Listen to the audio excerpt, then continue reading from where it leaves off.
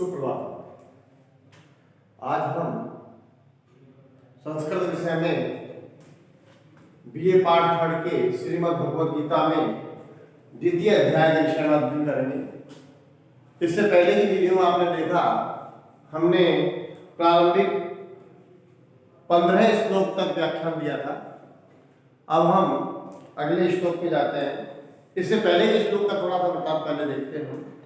इसमें क्या होता है कि जब कौरव और पांडव दोनों की सेना एक दूसरे के सामने खड़ी थी, दोनों सेनाओं के मध्य भगवान श्री कृष्ण ने अर्जुन का रथ खड़ा कर रखा था। वहां उन्होंने अर्जुन ने कह दिया कि प्रभु मुझे युद्ध नहीं लड़ना है और युद्ध के विषय में सोचना भी नहीं है, और ऐसा सोचकर उन्होंने अपने हथियारों को धनुष बाण को डाल दिया था अपने गाड़ी में।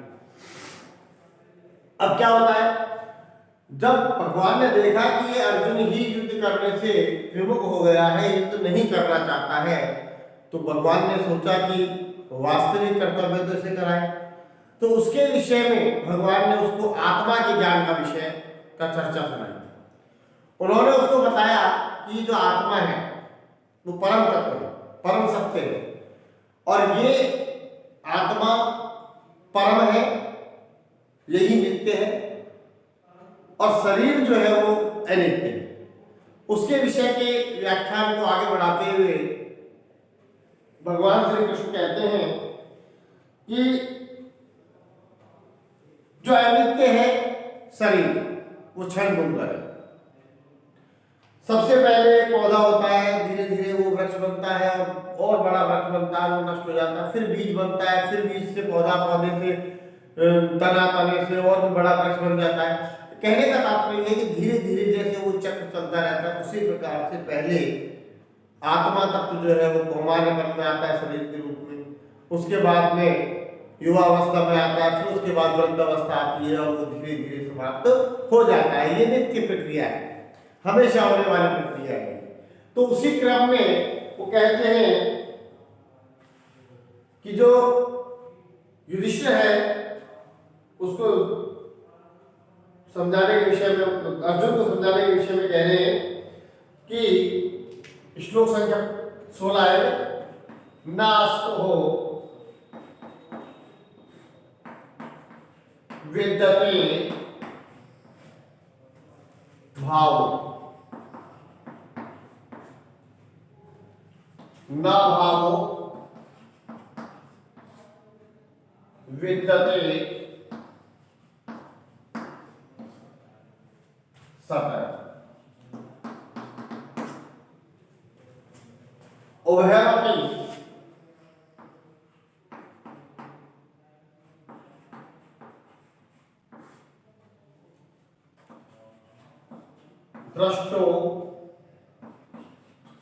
दृष्टवन्तः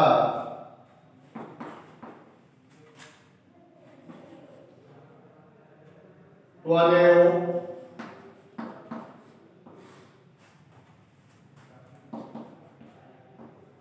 स्वतत्वदर्शक।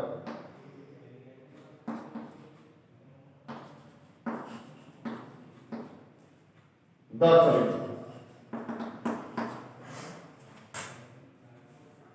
क्या कहना चाहता है?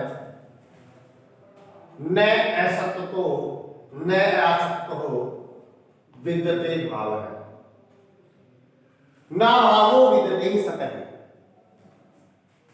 उभयोर आपकी ही दृष्टांतो स्तु अनयो तत्वदर्शी, तत्वदर्शियों के द्वारा, चिंतनशील प्राणियों के द्वारा यह स्पष्ट रूप से कहा जा रहा है कि न असतो विद्यते भावो।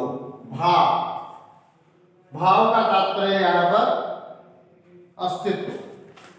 अस्तित्व है। किसका है? न माने नहीं है, असतो माने असत का, असत और सत, ये दो तत्व है यहाँ जिसकी हम चर्चा कर रहे हैं। न असतो विद्यते भावो, भाव माने अस्तित्व है। किसका है? असत का। विद्यते माने है, लेकिन यहाँ न कर दिया, नकारात्मक वाक्य बना दिया इसको। तो कहने का तात्पर्य यह है कि असत का भाव नहीं है, असत का भाव कहीं भी नहीं है, अर्थात असत्य का भाव अर्थात अस्तित्व कहीं नहीं है। न अभाव, अभाव नहीं है किसका? सत का। सत का भी अभाव नहीं है। कहने का तात्पर्य असत का तो भाव नहीं है, असत्य का तो अस्तित्व ही नहीं है, और सत्य का अभाव भी नहीं है। सत और असत, सत माने परम तत्व, सत्य जो नित्य है, जो ईश्वर है, और असत अर्थात देह शरीर।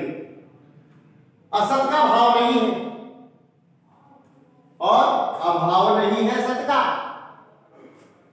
उभय और अपि, उभय माने इन दोनों के भी, दृष्टांतों दृष्टों के विषय को तू, ये वह का तू बन जाएगा, तू हो जाएगा। अभियो माने इन दोनों के विषय में तत्वदर्शी भी, तत्व को जानने वालों के द्वारा इन दोनों के विषय का ही चिंतन किया जाता है। कहने का मतलब यहाँ यह है कि अस्तित्व, असत का अस्तित्व नहीं और सत का अभाव भी नहीं है। इन दोनों का ही अंत है, मतलब एक दूसरे के विषय पर चर्चा करना, ज्ञान दर्शियों के द्वारा देखा गया है। यह सत क्या है? सत क्या है यहां पर? आत्मा। सत क्या है? आत्मा। आत्मा, और यही आत्मा तत्व ही परम तत्व है, परम ब्रह्म है, आत्म तत्व है। आत्म अर्थात सत ही धर्म की शक्ति है एक प्रकार से। तो सत का अभाव नहीं है। कहने का तात्पर्य यहाँ है कि सत का तो अभाव नहीं है, अस्तित्व विद्यते माने है नहीं, मैं वही नकारात्मक नहीं है, अभाव है, अभाव है सत का, लेकिन उसको नकारात्मक में ले लिया, अर्थात सत का अभाव नहीं है। ऐसे ही असत का भाव है, लेकिन उसको नकारात्मक में ले लिया, अर्थात असत्य का भाव नहीं है। उभय और अपि दोनों के विषय में तत्वदर्शी भी, तत्व का चिंतन करने वाले लोग इस विषय को सोचते रहते हैं। अर्थात सत है आत्म तत्व, तो आत्म तत्व का तो भाव है, आत्म तत्व का तो अस्तित्व है, लेकिन अभाव है किसका? असत भाव का। असत भाव क्या है? असत भाव है इंद्रियों का भाव, इंद्रियों का भोग, जो भोग विलास जो हम देख रहे हैं वो असत है। अर्थात जो एक प्रकार से हमारे शरीर को ही हम असत कह सकते हैं, जो इंद्रियों के संबंध से जुड़ा हुआ है। तो कहने का तात्पर्य है कि सत जो है वो ईश्वर तत्व है, उसकी हमेशा अस्तित्व रहता है, और जो असत है उसका अस्तित्व नहीं रहता है। इस विषय में एक बार और देख लेते हैं कि जो तत्वदर्शी है, तत्व को के मर्मज्ञ है, विषय के जो जानकार है, अर्थात विद्वान है, विशेष विद्वान जो जिनको हम कह सकते हैं, उन विद्वानों के द्वारा यहाँ तथ्य अभिव्यक्ति लगेंगे कि उन विद्वानों के द्वारा इन दोनों के अनियो किसको इंकित कर रहा है कि सत को और असत को। असत सत हो गया आत्मा तत्व और असत हो गया जीव।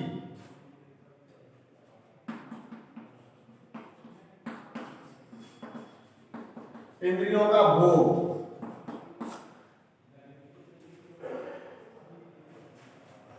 तो असत का भाव नहीं है और सत का भाव है, अस्तित्व है।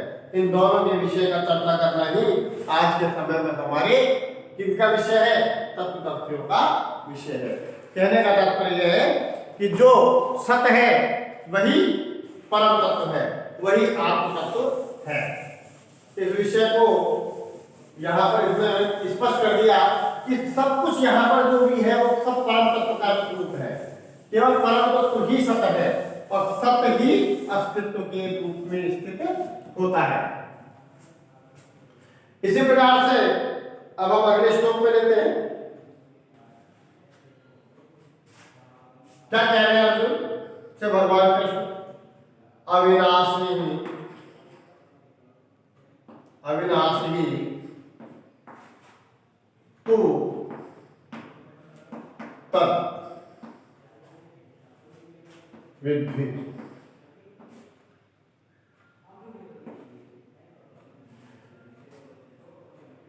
एन सर्वविधम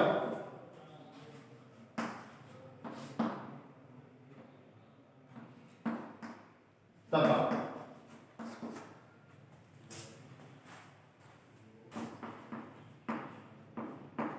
विनाश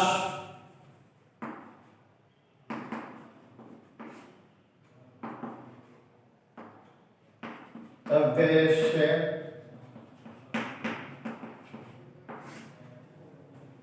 न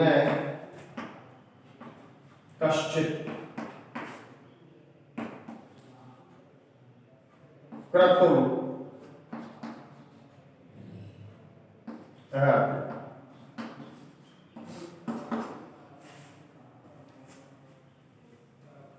अब यह क्या कहा जा रहा है कि इस जगत में सत्य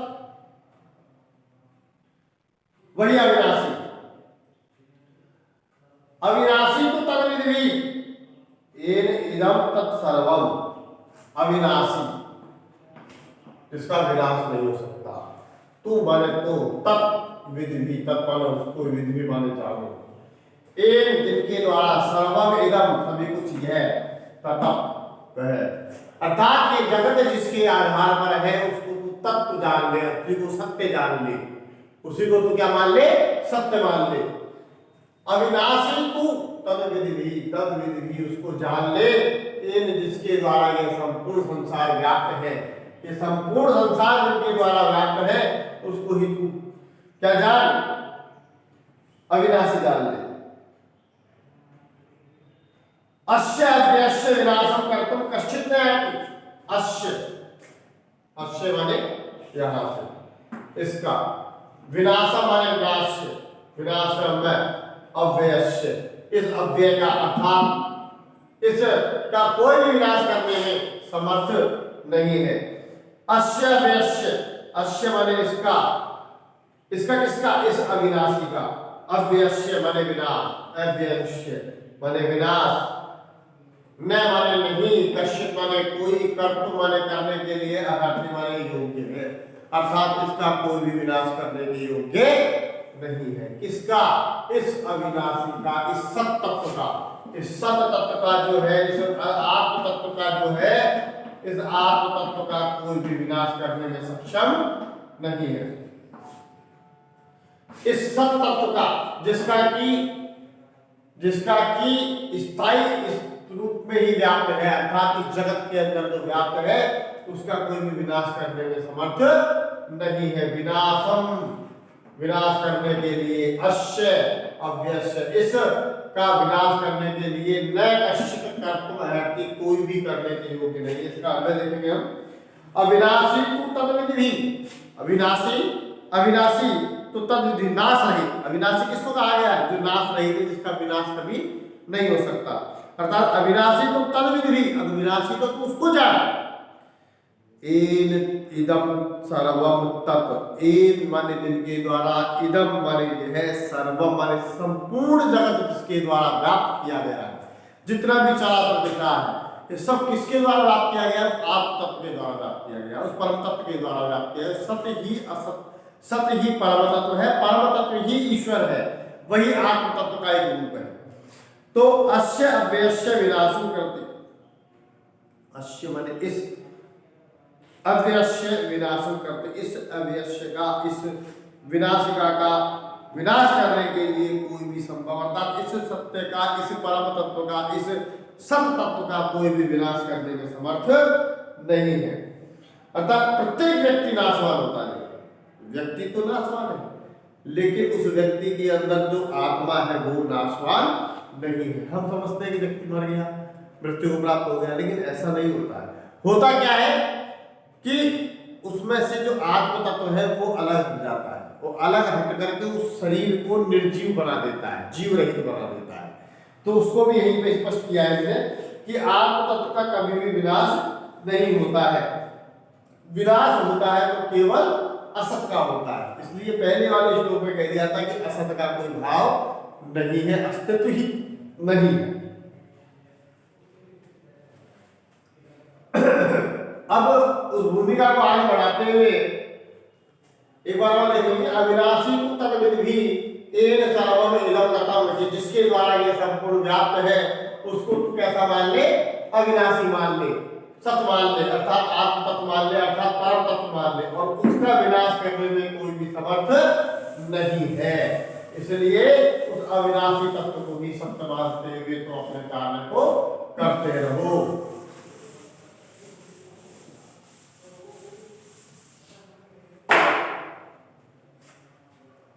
अब अगले श्लोक में क्या कहता है कि जो शरीर है वो क्या है, आत्मा क्या है, बताया इन्होंने कि सत्य है, और शरीर क्या है उसके विषय में बताया कि असत्य है।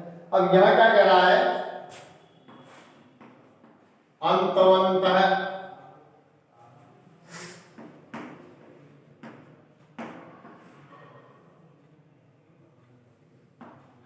इमे देहा, अंतवंतः इमे देहा नित्य है शुभः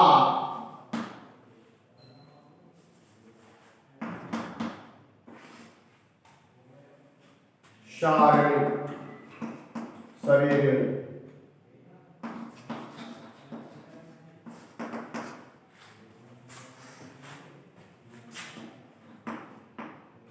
नासिनो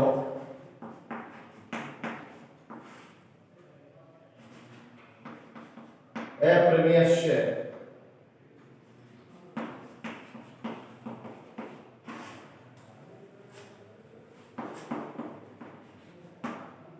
तस्मात् युद्धस्व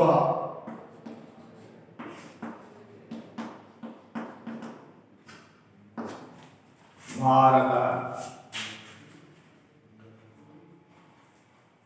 अर्जुन जो है वो किम कर्तव्य में मूड हो गया है, वह अपने कर्तव्य को नहीं जानता। अतः भगवान श्री कृष्ण से पूछता है, प्रभु मुझे उचित मार्ग बताओ कि मुझे क्या करना चाहिए। उसी क्रम में उपदेश देते हुए भगवान श्री कृष्ण आत्मा का उपदेश दे रहे हैं। किसका आप दे रहे? आत्मा का उपदेश देते हुए कह रहे हैं कि हे अर्जुन, नाश न होने वाला अचिंत्य और नित्य स्वरूप जीवात्मा की यह शरीर नाशवान कहा गया है। इसलिए हे भारत तू युद्ध कर। शरीर नाशवान कहा गया है। शरीर कैसा कहा गया है? अंतवंत है।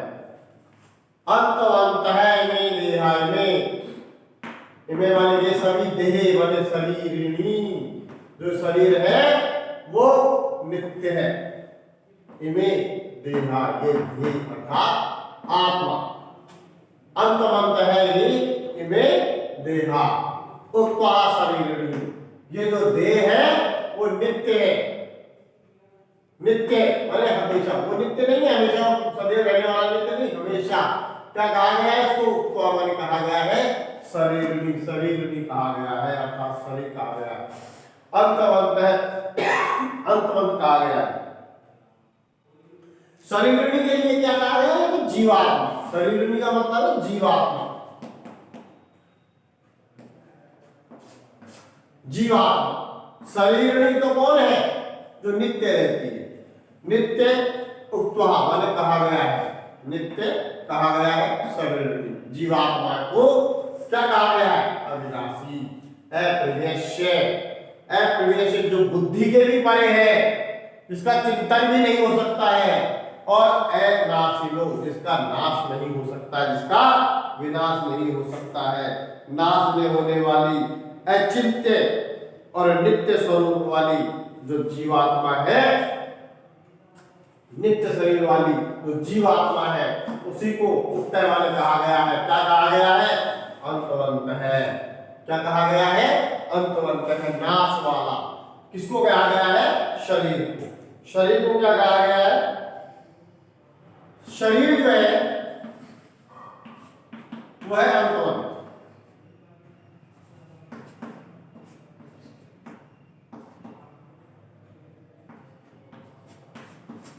शरीर क्या है? अंतवंत। और आत्मा क्या है? अविनाशी, अविनाशी।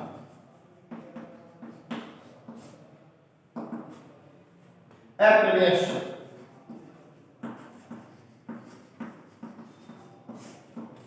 और नित्य। ये जो आत्मा के लक्षण बताए गए हैं यहाँ पर कि जो आत्मा है वो अविनाशिनी, अनाशिनो मतलब जिसका विनाश नहीं हो सकता, अप्रमेय जिसका चिंतन भी नहीं किया जा सकता, जो सोच से भी परे है, और जो नित्य है वह तो है ऐसी आत्मा है। और इस आत्मा का जो धारण करने वाला अर्थात जो शरीर में रहती है वो अंतवंत है अर्थात नाशवान बताया गया।